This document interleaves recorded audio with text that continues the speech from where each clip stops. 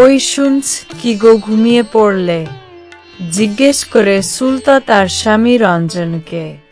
রঞ্জন ঘুমের ঘোরেই বলে, কি হয়েছে, ঘুমিয়ে পড়ো না।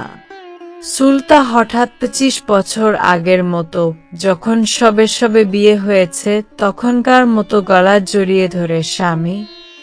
রঞ্জন বিরক্তের চেয়ে বেশি অবাক হয়। সাধারণত স্ত্রীকে দেখছেন প্রতি রাতে এই নাই সেই নাই এর ফিরিস্তির তালিকা দিতে। আজ কি হল, অমন করে তাকিয়ে আছো কেন? রঞ্জন আলো ছাড়া ঘুমোতে পারে না দেখে সুলতা ঘর অন্ধকার করে ঘুমানোর স্বভাবটা পরিবর্তন করেছে।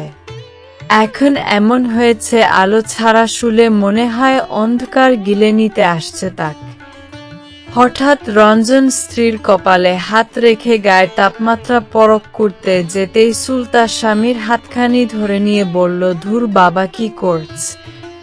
না মানে দেখছি শরীরটা ঠিক আছে নাকি?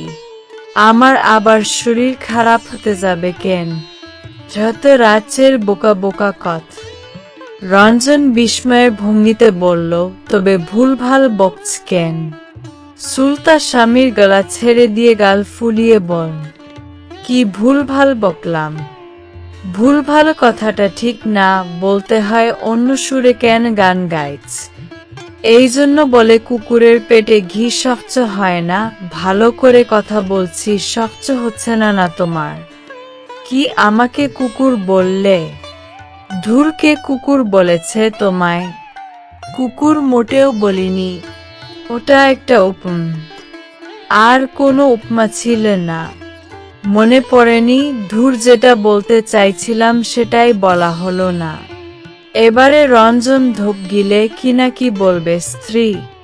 সুলতা আদুরে গলায় বলে, বলছি একটা কথা বলি। রঞ্জন চুপ করে থাকে, চুপ থাকাই সবচেয়ে নিরাপদ। সুলতা হাতের নখ খুঁততে খুঁততে বলে, পরশু কি? রঞ্জনের কপালে ঘাম জমে যায়। সুলতার জন্মদিন, ওদের বিবাহবার্ষিকী আর ওদের প্রথম দেখা মনে করতে থাকে। এই মাসে তো কোনটাই না, ঠিক মনে পড়ে না এই মাসে ঠিক কি ঘটেছিল, তাও আবার ওই দিনে। সুতলা উঠে বসেছে ততক্ষণে। কি চুপ করে আছো যে, কি বল? ধুর, তুমি না সত্যি বুড়ো হয়ে গিয়েছ? কি উত্তর দেব? কথাটা তো ভুল না। 50 পেরিয়েছে, বছর 2 হল।